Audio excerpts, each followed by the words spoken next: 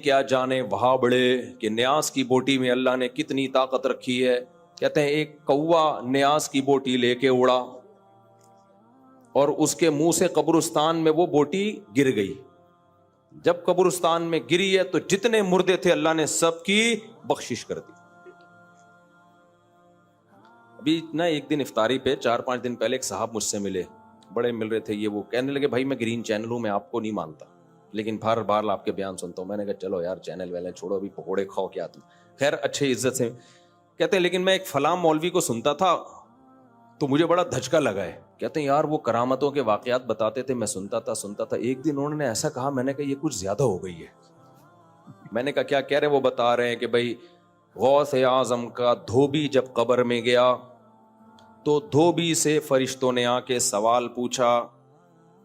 اب میں نے تو جو ان کے منہ سے سنا شاید الفاظ آگے پیچھے کر لوں. تو دھوبی نے جب ان سے آ کے سوال پوچھا من ربک, اور جو پوچھتے ہیں نا قبر میں, تو انہوں نے کہا تجھے پتہ نہیں ہے میں غوث اعظم کا دھوبی ہوں. یعنی تجھے کس سے پوچھ رہا ہے بھائی, تو کس قسم کی باتیں کر رہا ہے؟ تو فرشتہ بھی حیران ہے, اب یہ تو جواب ہی نہیں دے رہا, اور جواب ریفرنس کس کا دے رہا ہے؟ بھائی میں غوث اعظم کا دھوبی ہوں. تو پھر پوچھا غوث اعظم کو کال ملائی ہوگی یا کیا کیا ہوگا, بھائی آپ کا بندہ ہے. تو انہوں نے کہا وہ تجھے شرم نہیں آتی, میرا بندہ آیا ہوا ہے, تو اس سے کیا پوچھ رہا ہے, سوالات پوچھ رہا ہے.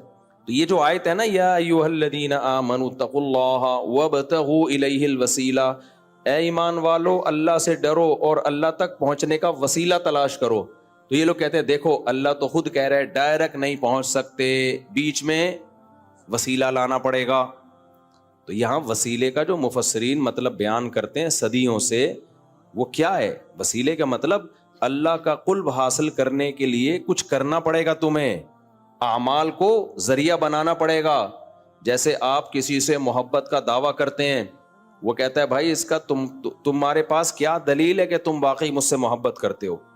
تو آپ اپنا عمل پیش کرتے ہیں, عمل کو ذریعہ بناتے ہیں.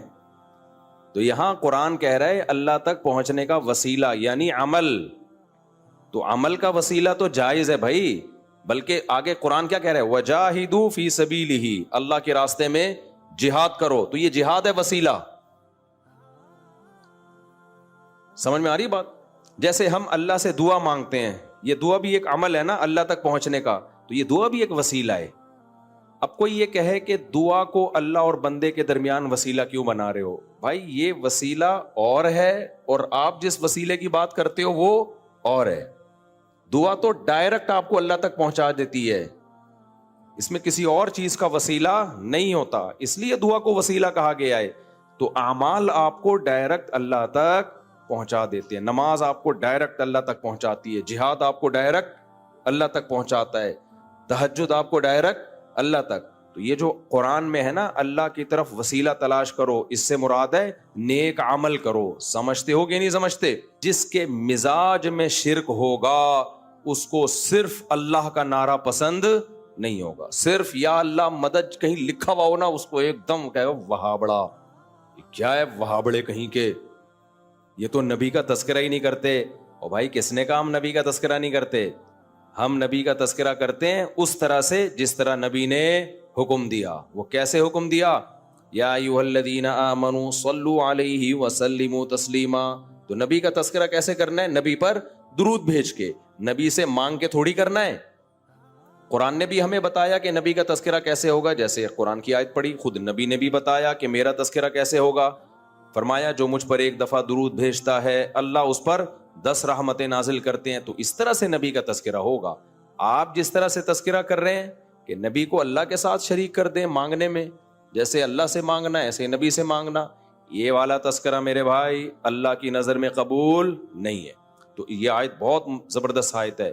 وَإِذَا ذُكِرَ اللَّهُ وَحْدَهُ اشْمَأَزَّتْ قُلُوبُ الَّذِينَ لَا يُؤْمِنُونَ بِالْآخِرَةِ. اللہ کہتے ہیں جن کا آخرت پر ایمان نہیں, اللہ کا خوف ان کے دلوں سے نکل گیا. ان کے سامنے جب اکیلے اللہ کا ذکر کیا جاتا ہے, صرف اللہ یعنی توحید کے ساتھ, تو ان کے دل میں کیا پیدا ہوتی ہے؟ تنگی. ایک جگہ قرآن میں آتا ہے یکادون یسطون بالذین یتلون علیہم آیاتنا, ان کا دل کرتا ہے کہ جو آیتیں پڑھ رہا ہے اس پہ حملہ کر کے مار دیں اس کو.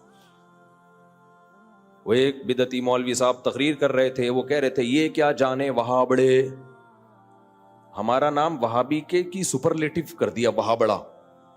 کہتے ہیں یہ کیا جانے وہابڑے کہ نیاز کی بوٹی میں کتنی طاقت رکھی اللہ نے. یہ وہابڑوں کو کیا پتا, ہم نہیں مانتے نا نیاز ویاز کیا ہوتا ہے بھائی, سیدھا سیدھا صدقہ کرو اللہ کی رضا کے لیے, کسی کو بھی دے دو, چپکے سے دے دو, یہ ہوتا ہے. یہ کیا حلوے مانڈے مارکیٹ میں چل رہے ہیں. تو وہ اب سر لگا کے تقریر کر رہے تھے. میرے والد صاحب یہ قصہ سنایا کرتے تھے. میرے والد صاحب کی طبیعت میں بڑا مزاح تھا, حالانکہ بڑے روبدار آدمی, لیکن جب آپ ان سے گپ شپ لگاتے تو بڑے طبیعت میں مزاح. وہ واقعہ سناتے تھے گھر میں کہ ایک صاحب تقریر کر رہے تھے, ایک مولوی کہتا ہے یہ کیا جانے وہاں بڑے کہ نیاز کی بوٹی میں اللہ نے کتنی طاقت رکھی ہے. کہتے ہیں ایک کوا نیاز کی بوٹی لے کے اڑا اور اس کے منہ سے قبرستان میں وہ بوٹی گر گئی. جب قبرستان میں گری ہے تو جتنے مردے تھے اللہ نے سب کی بخشش کر دی. ابھی نا ایک دن افطاری پہ 4-5 دن پہلے ایک صاحب مجھ سے ملے, بڑے مل رہے تھے. یہ وہ کہنے لگے بھائی میں گرین چینل ہوں, میں آپ کو نہیں مانتا لیکن بار بار آپ کے بیان سنتا ہوں. میں نے کہا چلو یار چینل ویلے چھوڑو, ابھی پکوڑے کھاؤ کیا تم. خیر اچھے عزت سے کہتے ہیں لیکن میں ایک فلاں مولوی کو سنتا تھا تو مجھے بڑا دھچکا لگا ہے. میں نے کہا کس کو؟ انہوں نے کوئی نام بتایا, مناسب نہیں ہے نام کسی کا. کہتے ہیں یار وہ کرامتوں کے واقعات بتاتے تھے, میں سنتا تھا. ایک دن انہوں نے ایسا کہا, میں نے کہا یہ کچھ زیادہ ہو گئی ہے. کہتے ہیں میں نے کہا یہ کچھ زیادہ ہو گئی. میں نے کہا فار ایگزامپل. کہتے ہیں اس کے بعد سے مجھے تھوڑا جھٹکا لگا ہے. لیکن ہیں وہ اسی چینل میں, مطلب ان کا کسی خاص مولوی سے بدگمان ہو گئے وہ. میں نے کہا کیا کہہ رہے ہیں؟ وہ بتا رہے ہیں کہ بھائی غوث اعظم کا دھوبی جب قبر میں گیا تو دھوبی سے فرشتوں نے آ کے سوال پوچھا. اب میں نے تو جو ان کے منہ سے سنا شاید الفاظ آگے پیچھے کر لوں. تو دھوبی نے جب ان سے آ کے سوال پوچھا من ربک, اور جو پوچھتے ہیں نا قبر میں, تو انہوں نے کہا تجھے پتہ نہیں ہے میں غوث اعظم کا دھوبی ہوں. یعنی تجھے کس سے پوچھ رہا ہے بھائی, تو کس قسم کی باتیں کر رہا ہے؟ تو فرشتہ بھی حیران ہے, اب یہ تو جواب ہی نہیں دے رہا. اور جواب ریفرنس کس کا دے رہا ہے؟ بھائی میں غوث اعظم کا دھوبی ہوں. تو پھر پوچھا غوث اعظم کو کال ملائی ہوگی یا کیا کیا ہوگا, بھائی آپ کا بندہ ہے. تو انہوں نے کہا وہ تجھے شرم نہیں آتی, میرا بندہ آیا ہوا ہے, تو اس سے کیا پوچھ رہا ہے, سوالات پوچھ رہا ہے. تو جو میرے ساتھ افطاری میں پکوڑے کھا رہے تھے انہوں نے کہا کہ میں نے کہا یار یہ تھوڑی کیا ہو گئی ہے بھائی, زیادہ ہو. ہم ترکی کے میوزیم میں تھے نا, تو وہاں بڑی چیزیں, یہ حضرت فاطمہ کا کرتا ہے. میں نے کہا ہوگا بھائی ہوگا, ان کے پاس تو ایک ظاہر خلافت عثمانیہ رہی ہے, تو یہ فلانا ہے, یہ ڈمکانا ہے, یہ یوں ہے, یہ وہ ہے. میں سنتا رہا. ایک لاٹھی لٹکی ہوئی تھی. میں نے کہا یہ کیا؟ انہوں نے کہا یہ حضرت موسیٰ کی لاٹھی ہے. میں نے کہا یار تھوڑی زیادہ ہو گئی, تھوڑا سا کیا کر لو, یہ کچھ زیادہ ہو گئی. مجھے وہی لطیفہ یاد آیا کہ پاکستانی نے کہا ہمارے ہاں لوگ ناک سے کھانا کھاتے ہیں. کسی نے کہا بالکل ناک سے, انہوں نے کہا تھوڑا سا نیچے. تو مجھے خیال ہوا یہ لاٹھی حضرت موسیٰ کی, تو میں نے کہا تھوڑا سا کم کر لو, کچھ اور کہہ دو, امام ابو حنیفہ کی لاٹھی ہے, امام شافعی کی لاٹھی ہے, امام بخاری کی, تو کچھ سمجھ میں آ جائے گا. یہ تھوڑا سا کیا ہو گئی, زیادہ. اچھا مزے کی بات اس میں یہ کہ جب مجھے تعارف کروایا گیا نا حضرت موسیٰ کی لاٹھی, میں سب چیزیں کہہ رہا تھا, اچھا ماشاءاللہ یہ فلانے کا ہے, یہ فلاں کا ہے, ویل ڈن. جب انہوں نے کہا نا حضرت موسیٰ کی لاٹھی ہے, تو میں نے جس اسٹائل سے کہا نا یہ تھوڑی زیادہ نہیں ہو گئی, تو وہ جو میرے ساتھ بندہ تھا نا وہ زور سے کہگا لگا کے ہنسا ہے. اس کہہ رہے مجھے ہنسی آپ کے اسٹائل پہ آئی ہے کہ جو آپ نے کہا نا یہ تھوڑی زیادہ لگ رہا ہے مجھے. تو یہ آج سمجھ میں آ گئی. اللہ تعالیٰ کہتے ہیں کہ جب صرف ایک اللہ کا نام لیا جاتا ہے نا, صرف وہی, تو ان کو صرف کے لفظ سے چڑ ہے, اللہ سے چڑ بولو نہیں ہے. یہ کہتے ہیں صرف اللہ نہیں ہوگا بھائی, صرف اللہ نہیں ہوگا, کسی اور کو بھی ساتھ میں ملاؤ. تو ہم تو کہتے ہیں مدد صرف کس سے مانگی جائے گی, اللہ سے مانگی جائے گی. دوسری بات اللہ تعالیٰ نے انہی آیتوں میں فرمایا, آیت نمبر 42, اللہ یتوفی الانفس حین موتها واللتی لم تمت فی منامها. جن لوگوں کو برزخی زندگی سمجھ میں نہیں آتی ان کو اللہ نے سمجھایا ہے ایک مثال سے. اللہ کہتے ہیں جب تم سوتے ہو, نیند میں جاتے ہو, تو تمہارا اس دنیا سے کنیکشن ختم. اس میں بھی اللہ تمہاری روح کو قبض کرتا ہے. کون کرتا ہے روح کو قبض؟ یہ تو سائنسدانوں نے سو کے دیکھ لیا تو ایمان لے آئے, نہیں دیکھا ہوتا تو سائنس نیند کو بھی نہیں کبھی مانتی کہ یہ بھی کوئی چیز ہے. ہم تو جو چیزیں دیکھ رہے ہیں ان کو ایکسپٹ کرتے چلے جا رہے ہیں. تو اب مر کے کسی نے دیکھا نہیں ہے اس لیے اس کا انکار کر دیتے ہیں. تو اللہ کہتے ہیں جیسے نیند میں تمہاری روح اللہ قبض کر لیتا ہے, تو ایسے ہی سوتے میں بھی تمہاری روح قبض ہوتی ہے، نہ نیند میں فنا ہوتے ہو، نہ موت کے بعد فنا ہوتے ہو. سارا کھیل کس کا ہے؟ روح کا کھیل ہے یہ.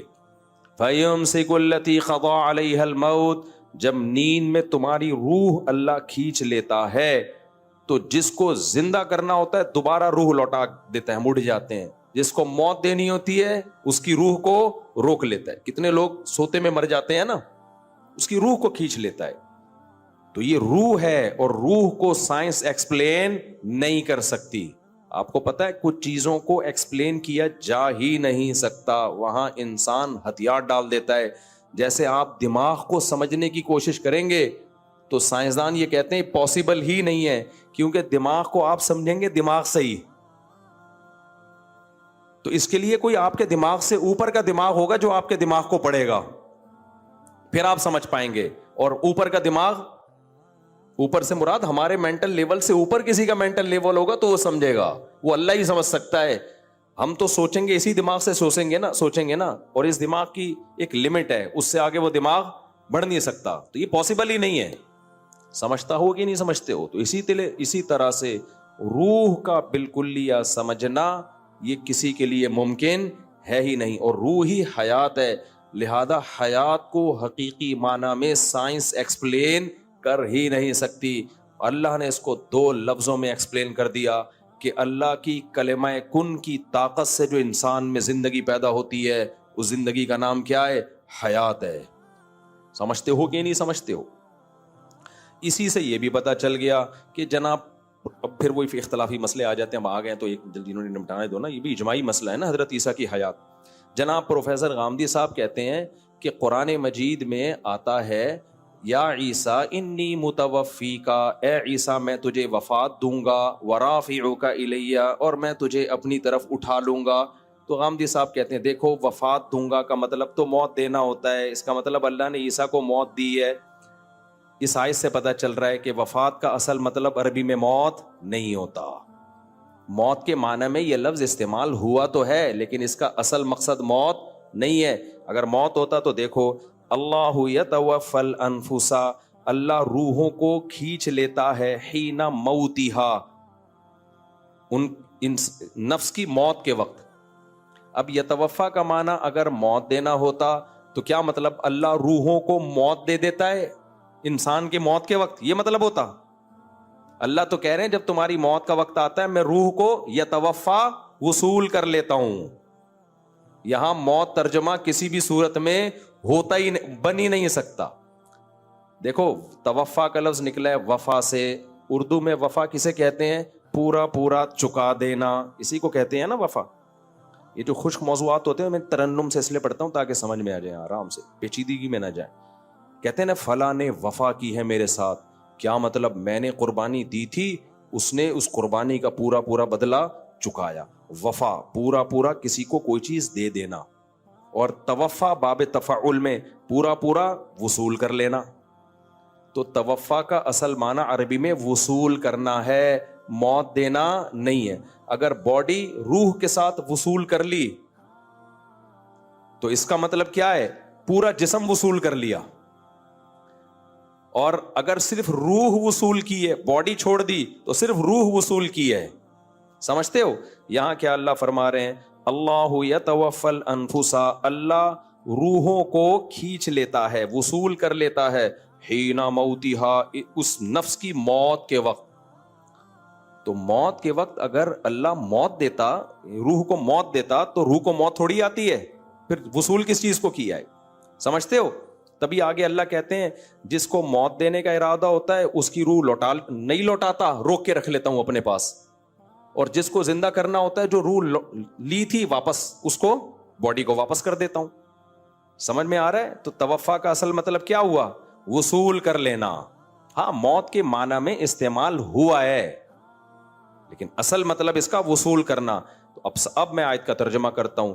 اللہ کہہ رہے ہیں عیسیٰ علیہ السلام کو، یا عیسیٰ انی متوفیکا، اے عیسیٰ میں تجھے وصول کر لوں گا، ورافعک الیہ. اس کی صورت کیا ہوگی؟ کس طرح سے اللہ تو مجھے وصول کرے گا؟ رافعک الیہ، یہ عطف تفسیری ہے، آگے ڈیٹیل بیان کر رہا ہے. یہ واو، رافعوک الیہ، میں تجھے اپنی طرف اٹھا لوں گا، پوری باڈی سمیت تجھے اٹھاؤں گا میں اپنی طرف، اس طرح سے میں تجھے وصول کروں گا۔ سمجھتے ہو کہ نہیں سمجھتے ہو؟ اس لیے غامدی صاحب نے اس آیت کے ترجمے میں ڈنڈی ماری ہے، سمجھتے ہو؟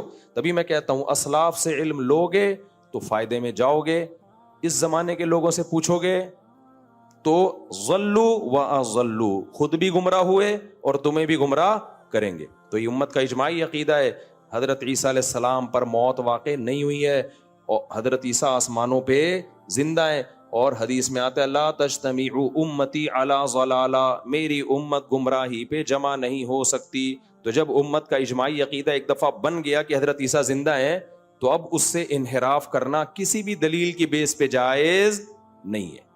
سمجھتے ہو کہ نہیں سمجھتے؟ آگے چلتے ہیں ہم۔ اللہ نے انسان سے ایک شکایت کی ہے، فَإِذَا مَسَّ الْإِنسَانَ ضُرٌّ دَعَانَا، اللہ کہتے ہیں جب انسان کو کوئی ٹینشن ہوتی ہے نا، گڑ گڑاتا ہے ہمارے سامنے، سارے نیک شریف شرفا قسم کے بنے ہوئے ہوتے ہیں۔ ثُمَّ إِذَا خَوَّلْنَاهُ نِعْمَةً مِنَّا، جب مصیبت دور کر کے ہم اسے خوشیاں دے دیتے ہیں، قَالَ إِنَّمَا أُوتِيتُهُ عَلَىٰ عِلْمٍ عِندِي، ایکچولی میرے پاس ایک نالج ہے، میں نے اس کی ایک تدبیر اختیار کی ہے، اس کی وجہ سے مجھے یہ نعمت ملی ہے۔ اللہ کہاں بھائی، اللہ کا اس میں کیا لینا دینا ہے؟ میں کیوں نماز روزہ شروع کر دوں، داڑھی رکھ لوں، میں عورت ہوں تو پردہ کر لوں؟ ٹینشن تھی، ابے تو پھر اس ٹینشن میں کیوں اتنا پریشان تھا؟ یار اللہ سے دعا مانگو، یار کوئی وظیفہ بتا دو، ہے بھائی؟ بول دیتا یار یہ تو ٹینشن آئی ہے تو مجھے اللہ سے مانگنے کی بالکل بھی ضرورت نہیں ہے۔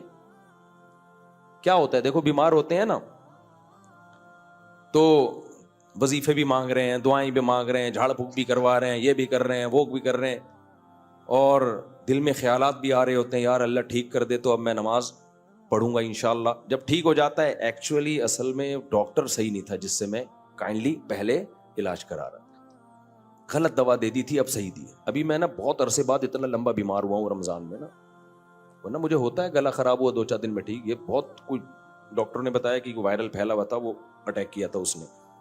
میں حقیقت بتاؤں مایوس سا ہونے لگا تھا کہ میں ٹھیک ہونے والا، اتنا گلا میرا پک گیا تھا نا، اتنی اینٹی بایوٹک کوئی اثر نہیں، لیکن دن کے بعد تھڑاک سے وہ سارا علامتیں، گلا تو بیٹھا ہوا ہے، وہ تو ویسے ہی بیٹھا ہوا ہے نا، رمضان میں ویسے ہی گلا بیٹھا ہی رہتا ہے میرا۔ تو مجھے خیال ہوا دیکھو انسان مایوس ہو جاتا ہے، میں تو وصیتیں کرنے لگا تھا کہ بھائی اگر میں چلا گیا ہسپتال میں تو یہ وغیرہ وغیرہ نا، تو ٹھیک ہونے پر آتا ہے ایسے بھول جاتا ہے اور پھر ڈاکٹروں کے کھاتے میں ڈال دیتا ہے۔ ایکچولی اصل میں میڈیسن تھوڑی چینج کی، حالانکہ میڈیسن چینج کر کے بھی ٹھیک نہیں ہو رہے تھے، بغیر چینج کے بھی ٹھیک نہیں ہو رہے تھے۔ تو میں نہیں کہہ رہا کہ ڈاکٹر کا اس میں دخل نہیں ہوتا، بھائی ڈاکٹر کی دوا اگر آپ کو لگتی ہے تو اس میں بھی کس کے ارادے کا دخل ہوتا ہے؟ اللہ کے ارادے کا۔ کتنے لوگ ہیں اچھے بھلے تھے، ڈاکٹر کے پاس علاج کے لیے گئے، ٹیکا لگا کے بندہ ہی مار دیا ڈاکٹر نے، پھر ڈاکٹر آرام سے کہہ دیتے ایکچولی سائیڈ افیکٹ، ایکچولی اصل میں تو وہ 100 میں 1 کو سائیڈ افیکٹ ہو جاتا ہے، اس کا ری ایکشن ہوتا ہے، تو یہ انجیکشن نے ری ایکٹ کر دیا اصل میں۔ بھائی کچھ بھی کیا، موت زندگی کس کے ہاتھ میں ہے؟ اللہ کے۔ تبھی تو ابراہیم علیہ السلام نے فرمایا وَإِذَا مَرِضْتُ فَهُوَ يَشْفِينِ، میں جب بیمار ہوتا ہوں تو مجھے شفا کون دیتا ہے؟ اللہ۔ تو بھائی ہم ملحد نہیں ہیں، ہم مادہ پرست نہیں ہیں کہ ہر چیز اسباب کے کھاتے میں ڈال دیں۔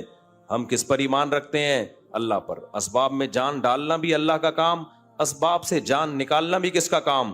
اللہ کا کام۔ تو اللہ کہتے ہیں انسانوں میں بہت سے ایسے ہیں ٹینشنوں میں آتے ہیں، اوہو بھائی اللہ اللہ ہی لگا ہوا ہے، جب ٹھیک ہو گئے تو پھر یہ پہلے تو دعا مانگ رہے ہوتے ہیں اللہ نے کی، اللہ تو ٹھیک کر دے، اللہ تو ٹھیک کر دے۔ جب ٹھیک ہو گیا تو پھر یہ نہیں کہہ رہے اللہ نے ٹھیک کیا، کہہ رہے ہیں وہ اصل میں نے وہ دماغ اپنا استعمال کیا۔ تیرے بھائی کے پاس دماغ تو تجھے پتا ہے بہترین دماغ، تیرے بھائی کے پاس تجھے پتا ہے دماغ کیا ہے، بہترین دماغ ہے، اور پھر قابلیت بھی ہے۔ جیسے غربت میں جب غریب تھے تو پیسہ نہیں تھا، رو رہے تھے، دعائیں مانگ رہے تھے، پیسہ آ گیا، مائنڈ ہے یار، مائنڈ ہے۔ یہ جو لوگ غریب ہیں نا، یہ اپنی نااہلی سے غریب ہیں۔ ان لوگوں کے پاس میرے جیسا دماغ ہوتا، میرے جیسی صلاحیت ہوتی، نوٹ چھاپنے کی مشینیں بنتے۔ یہ کمبختوں کو پیسہ کمانا آتا ہی نہیں ہے، پوچھتے بھی نہیں ہے، مجھ سے مشورہ بھی نہیں لیتے۔ ابے جب تیرے پاس پیسہ نہیں تھا، غریب تھا، تو اللہ کے سامنے کیوں رو رہا تھا؟ پھر آ کے کہہ دیتا اے اللہ اللہ سے کچھ نہیں ہوتا، میرے پاس مائنڈ ہے، میں غریب ہوں دوبارہ کیا بن جاؤں گا؟ دولت مند. تو پہلے مایوس ہو جاتا ہے. تو اللہ نے ہمیں بتایا کہ ٹینشن میں مایوس مت ہونا، جب ٹینشن ہے وہ بھی اللہ نے دی، ٹینشن دور بھی کون کرے گا؟ اللہ کرے گا.